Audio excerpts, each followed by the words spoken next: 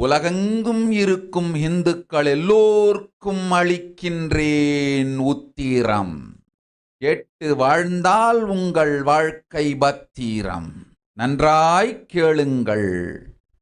பிறப்பின் இரகசியத்தை பிறப்பிலா பெருமை உடைய பரமேஸ்வரி சொல்லுகின்றேன் கேளுங்கள். அண்டஜம், யோனிஜம், ஜலஜம், பீஜம் எனும் 4 விதமான பிறவிகளில் 84,000 யோனிகளில் பிறக்கும் பிறப்புகளிலேயே பெருமை வாய்ந்ததும் உத்தமமானதும் மனிதப் பிறவி.